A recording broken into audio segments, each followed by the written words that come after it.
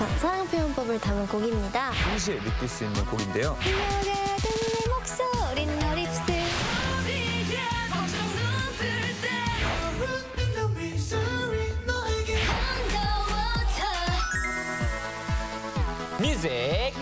뮤직.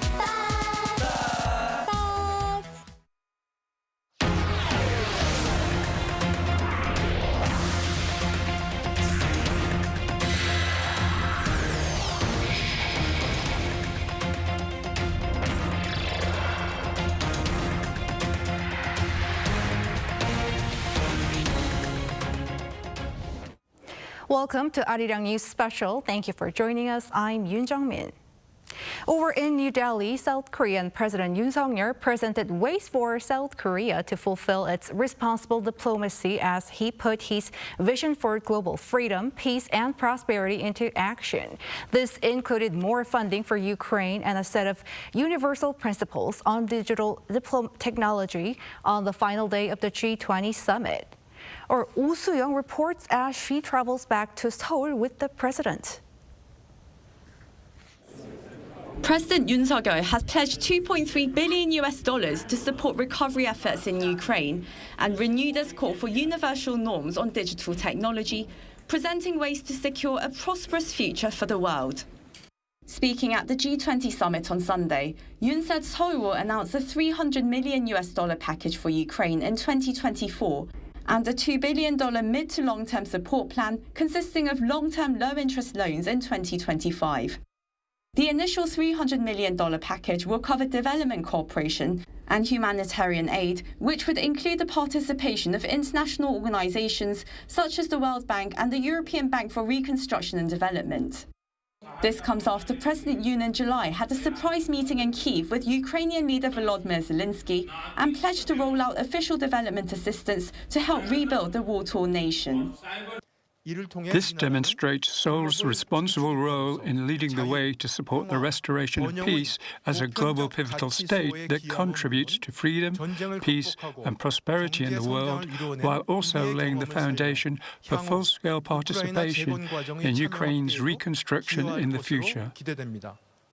Further elaborating on South Korea's role and contribution to a free and rules-based international order, President Yoon also emphasized the need to strengthen the role of multilateral development banks. In order to respond to new challenges such as overcoming the climate crisis and strengthening food and energy security, Yoon said it is vital to expand available financial resources and debt restructuring programs for low-income countries. Yoon pledged efforts to lead such discussions as Seoul serves as a co-chair along with France in the G20's International Financial Architecture Working Group. Addressing the fast-evolving advancement of digital technology, President Yoon renewed his push to establish new universal norms and established an international organization that addresses the misuse of technology and the widening digital gap between societies. A presidential official said Seoul will soon prepare and announce a digital Bill of Rights that ensures all people in all societies can enjoy the right to digital technology and push for measures to address the benefits and side effects of AI and digital tech, as well as the need for a consensus on ethical and moral norms. The South Korean leader in June proposed a set of basic principles on the ethical and sustainable use of technology. President Yoon, stressing the importance and necessity of digital norms, has been recognized by the international community, as shown by the G20 Summit communique, which reflects Seoul's plan for cooperation in establishing international AI governance. Presenting measures to pursue freedom, peace and prosperity in the world amid complex challenges and bridging gaps between the global north and south. The top office says President Yoon aims to solidify Korea's status as a responsible actor in the international community as a global pivotal state. Oh Soo-young, Arirang News, New Delhi. And President Yoon and Indian Prime Minister Narendra Modi are set to discuss bilateral trade and ways to strengthen cooperation in space, IT, and other strategic areas. Falling upon the 50th anniversary of Korea-India diplomatic relations, the meeting will take place on Sunday in New Delhi before the South Korean leader returns to Seoul after attending the G20 Summit in the Indian capital. Speaking to a local paper ahead of his visit, Yoon said that when he meets with Modi, they They will look to strengthen trade and economic relations through talks on the two countries' 2010 Comprehensive Economic Partnership Agreement, as well as enhancing cooperation in the defense industry and high-tech supply chains. Yoon and Modi will also look to enhance infrastructure cooperation through Seoul's Economic Development Cooperation Fund and ramp up joint research and collaboration in space, nuclear energy, biohealth, and other key technologies. President Yoon is utilizing multilateral summitry to ensure he meets as many leaders as possible. While discussions may vary with specific topics catered to each country, one thing he says to leaders is being repeated. The request to support Busan's bid to host World Expo in 2030, the vote on which will come in just 2 months. Our Kim Do-yeon has the details. President Yoon Suk-yeol is using the G20 Summit in New Delhi as a stage to have sideline meetings with as many other leaders as possible in order to enhance mutual cooperation and promote Busan's bid to host the World Expo 2030. Just on Saturday, the first official day of the summit, he talked with 10 heads of state. Notably, President Yoon met with the leaders of MICTA, a group comprised of Mexico, Indonesia, South Korea, Turkey, and Australia. The leaders celebrated the 10th anniversary of MICTA's foundation and said that they share deep concerns on the challenging global strategic environment due to increasing divisions in the world and problematic issues such as Russia's invasion of Ukraine and climate change. Together, they pledged to abide by international law and order and enhance cooperation to tackle these challenges. In addition, Yoon met with his Argentinian counterpart, Alberto Fernandez, and discussed ways to strengthen bilateral ties on the back of 60 years since the establishment of official diplomatic ties. The two focused on supply chain reformation and exchanges for battery production.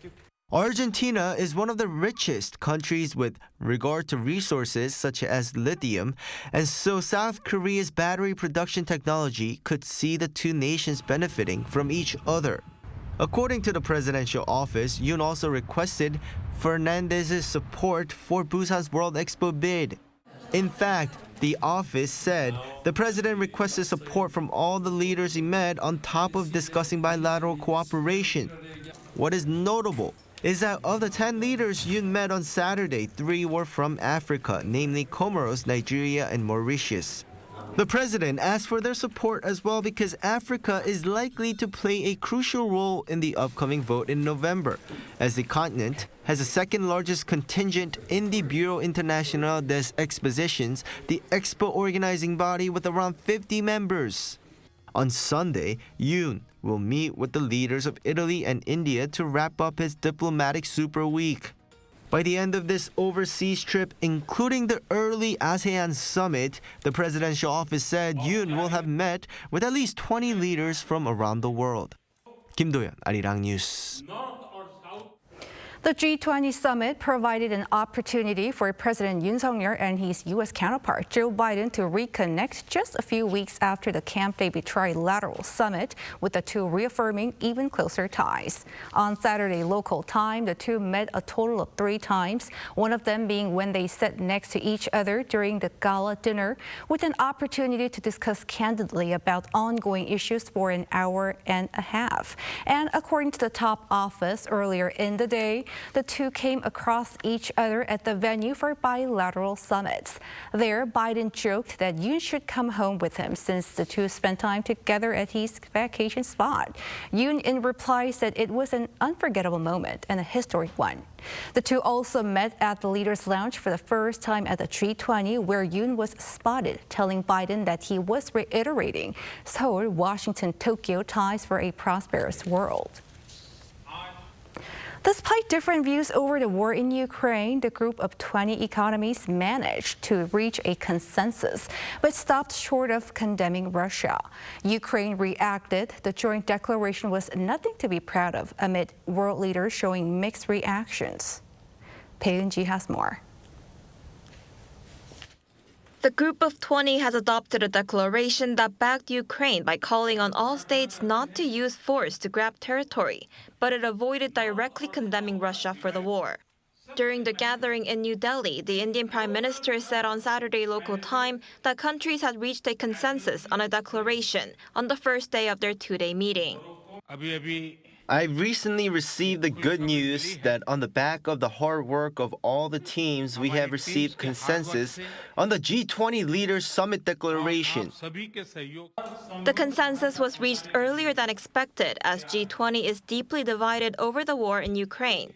Western nations have been pushing for strong condemnation of Russia in the declaration, while others demand a focus on broader economic issues.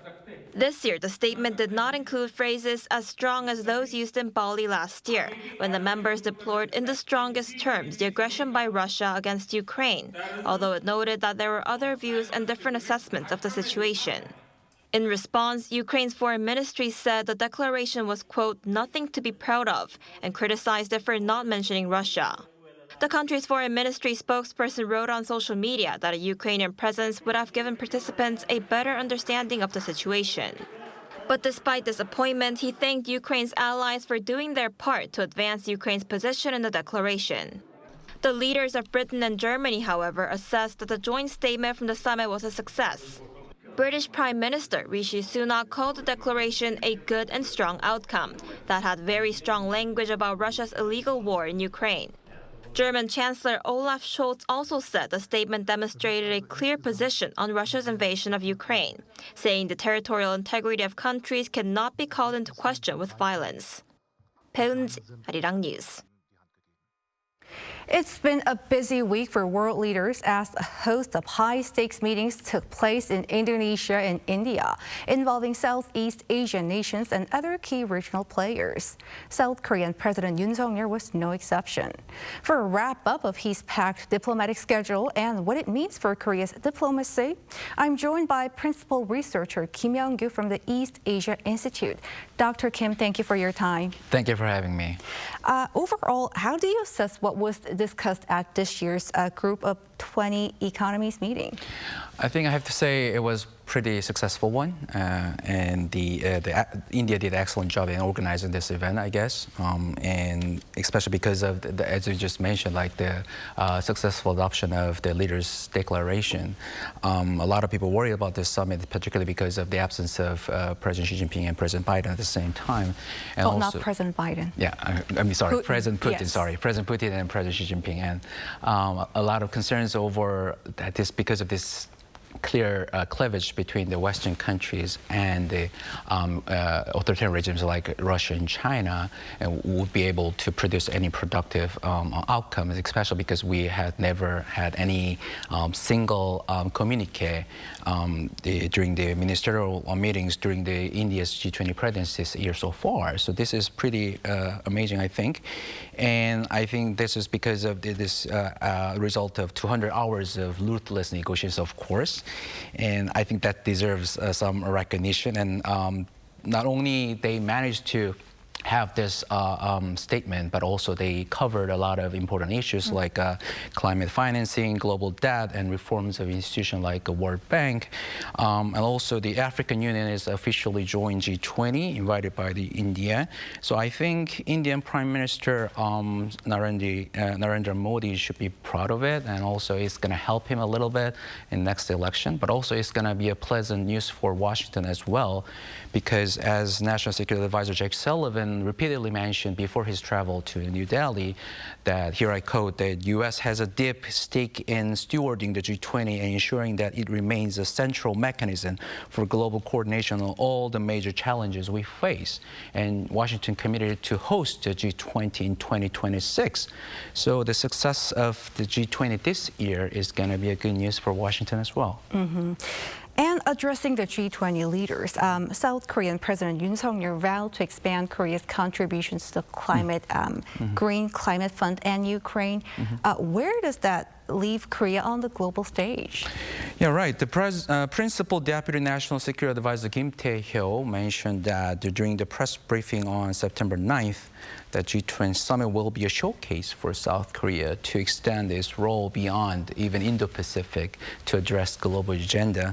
And the Senior Presidential Secretary for Economic Affairs, Choi Sang-mok, also emphasized that Korea did not have to contribute this money because it already made a contribution twice, $100 million in 2013 and $200 million during the 2020 to 2023 fundraising period. So this additional $300 million to Green Climate Fund, the GCF, is going to be well received by other countries. And in addition, Yoon also pledged to support developing countries to their green transition through knowledge sharing, and also Korea is going to play the role of green ladder to assist nations vulnerable to climate change. It also presented a vision of green shipping corridor, which is going to use development of the low carbon or carbon-free vessels, as well as the environmentally friendly port infrastructure. And considering this, sustainable growth is everybody's problem. And South Korea's commitment to this global issue is going to elevate South Korea's status in the global politics for sure, especially, like, for example, China always tried to link their commitment to this global climate change issues with their national interests, such as, like, for example, like US-China climate change cooperation can only be possible when there is a healthy development of relations between the US and China, and that's prevented because US is now holding the strategy or policy of small yard and high fence, is trying to prevent China's investment in semiconductor and artificial intelligence and quantum computing. So even China is trying to connect the national interest with this global issue. And South Korea is actually playing a leadership role in here, which is going to be very helpful for South Korea's future foreign policy. All right. And Dr. Kim, President Yoon holds an array of bilateral talks with middle and emerging powers, including India and MICTA. So in what way do they carry significance for this nation? I remember the presidential office mentioned the MICTA meeting along with other G20 Summit that President Yoon is going to have for the Busan's bid for the 2030 World Expo. And of course, the Expo is an important issue. But I think a lot more is at stake in coordination with these MICTA countries, because I think it's inevitable for South Korea to strengthen the relationship cooperation with the United States and also the Global Alliance Network US is now formulating. It's essential. We have to join them. But at the same time, we have to send the message that South Korea is not supporting everything that Washington does. What we are trying to do is trying to establish a global governance based on principle that agreed by all countries, like based on universal value, for instance. So we could always talk about the freedom of choice, like respect for everybody's core interests, respect for international institutions like UN, or freedom of navigation and so on, to show that this is about a principle, not about ideology. So South Korea has to demonstrate that it's a two-pillar of foreign policy. We have a strengthened cooperation with the U.S. as an important ally, but also we are going to have this idea that we are going to establish a global norms and that could even binding United States. And MICTA is very important, the group of countries that we can cooperate with in establishing this rules-based order. And Doctor, let's now talk about the ASEAN-related summits. North Korean leader Kim Jong-un is likely to travel to Russia to meet President Putin and discuss arms deal. President Yoon at the ASEAN summit warned against any attempt to add military cooperation with the regime. And So what do you read into a message? And before I let you go, some say President Yoon maintained critical tone on Russia for this alleged arms cooperation, while at the same time, he adopted a softer tone towards China, hoping for cooperation on North Korea as President Yoon met Chinese Premier Li Qiang. What's your view? Well, a lot to cover. Okay. First, I have to say that this is happening because nobody was prepared for this largest conventional war since the World War II, and everybody engaged in this war is experiencing the shortage of ammunition. Even if you have weapons, you cannot sustain war if you don't have ammunition, right? And the only part of the world that have a large stockpile of ammunition is Korean Peninsula, because we are still under armistice, and both South and North Korea has, substantial reserves, and that's why Russia needs support from North Korea. But what's interesting thing is that, as Sullivan, National Security Advisor Sullivan mentioned, that even though the cooperation between the two countries are fastly advancing, North Korea has yet provided a substantial amount of munitions or military support to Moscow. So that means that we still have opportunity to stop that. That's why we have to send a strong message warning against it. That's why I think President Yoon mentioned it. And also, the reason why the South Korea has to have some carefully chosen path towards China is because China is reacting strangely these days, because I see that there is a shift in tone in the bilateral relations. Since when there is a criticism from Ambassador Xing Haiming, it upset a lot of members, the government officials in the Yoon government, and a lot of people speculated that after this Camp David trilateral meeting, Beijing is going to criticize Seoul heavily. But very interestingly, Beijing did not attack South Korea directly, and there was even a constructive dialogue between Foreign Minister Park Jin and his counterpart Wang Yi over telephone last week, and Foreign Minister Wang Yi said, here I quote, that China has very clear intention to develop the relationship between the two countries, and it's kind of natural. And Park Jin also replied that it is impossible and infeasible for us to cutting China off from the supply chain. So we see that China is kind of playing some kind of pulling and pushing game, like miltang in Korea. So China is now engaging South Korea heavily, and we saw that Li Qiang and meeting between Premier Li Qiang and the President Yoon Sung-yeol again, and they talk about a lot of issues, and again they cover a lot of extensive issues that both countries can cooperate with each other, like free trade, supply chain, and cooperation in the cutting-edge technologies. So as Beijing is engaging with Seoul now, I think we have to pull China this time for some time, and let's see how it goes from here. Interesting. All right, Dr. Kim, we appreciate your insights. All right, thank you so much. Thank you. And now joining me is Voice of America correspondent Jessica Stone, live from New Delhi, who has been following the G20 Summit on the ground. Jessica, thank you for joining us. Pleasure to be here. So I'm going to ask you, the group of G20, the group of 20 economies now have a communique. So how did they reach it so quickly, and what's the reaction in the U.S.? Well, it did come about very quickly. In fact, by 3 p.m. on the day one of the G20, they were already briefing us about a communique that had been agreed to, not signed, but agreed to by all the parties. And really the main way they got there is by India's leadership in getting the Global South to agree to put forth some language that was palatable to the United States and Europe in particular over the issue of Ukraine. Bloomberg is reporting that India, Indonesia, Brazil, and South Africa, so 3 BRICS countries there, came up with the language, and certainly Washington took softer language. This is quite a bit softer than the Bali Declaration in terms of the position on Ukraine.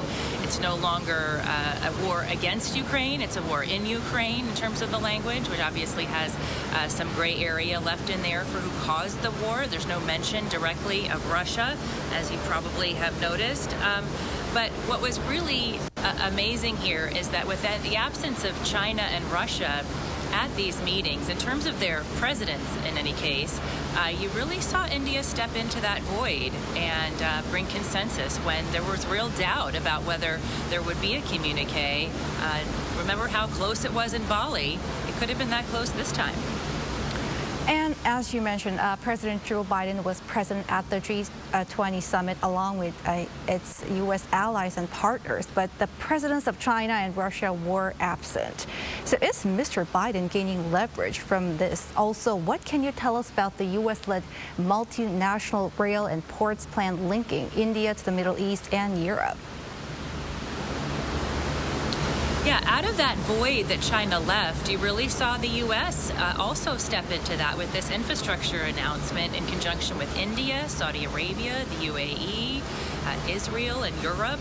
This is going to be a very ambitious project. We have very few details on how long it's going to take, on how much it's going to cost, on who's going to pay for it.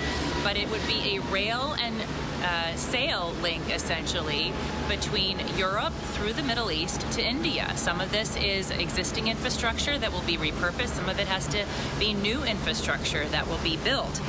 But for the United States, they are making the point that this is a non-coercive, transparent means of funding these large infrastructure projects. Who does that sound like? Maybe China's Belt and Road. And Jessica, and what does an apparent rift in the G20 mean at a time when Russia and China are seemingly forging closer ties with BRICS?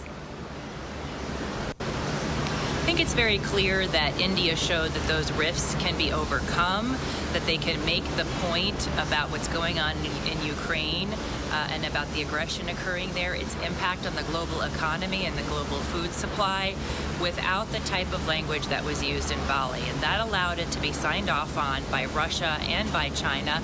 And it sort of shows that the G20 is still a relevant body that can be used to counter the likes of aggressive behavior by any one of its members.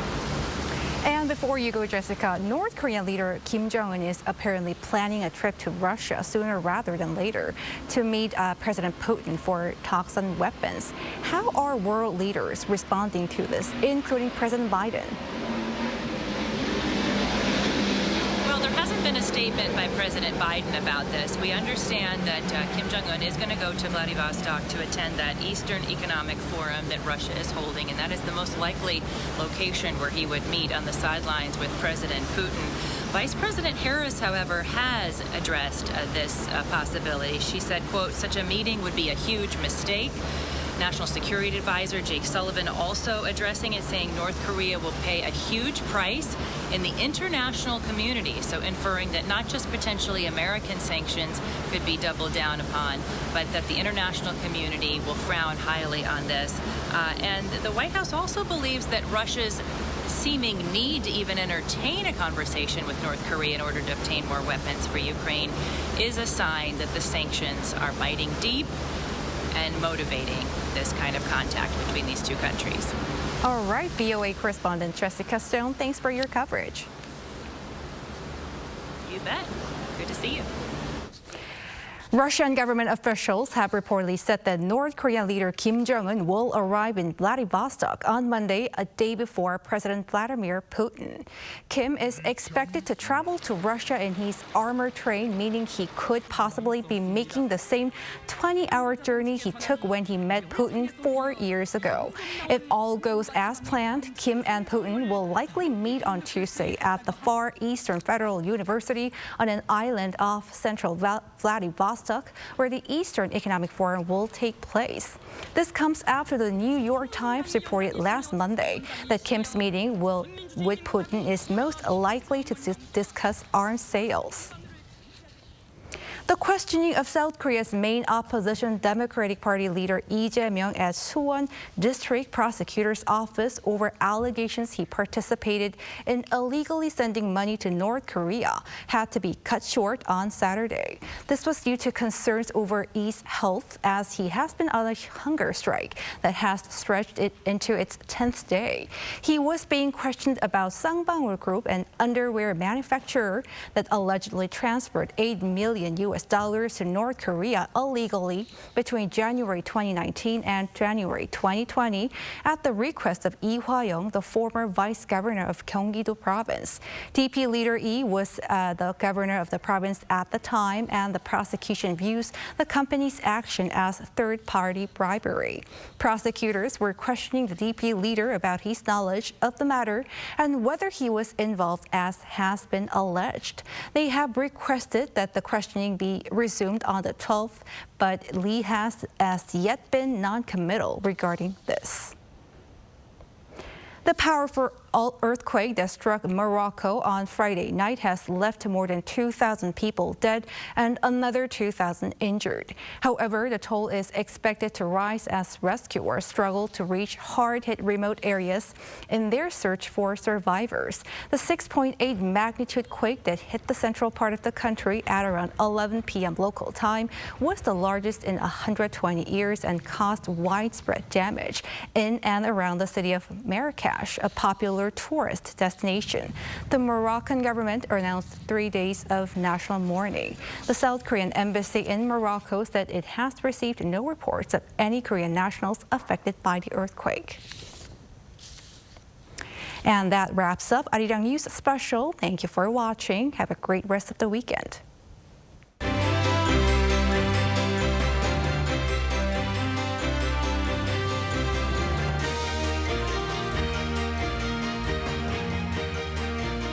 I'm live!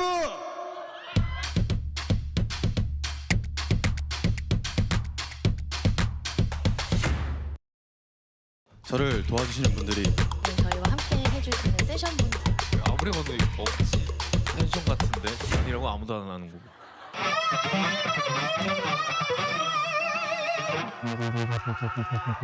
좋아요.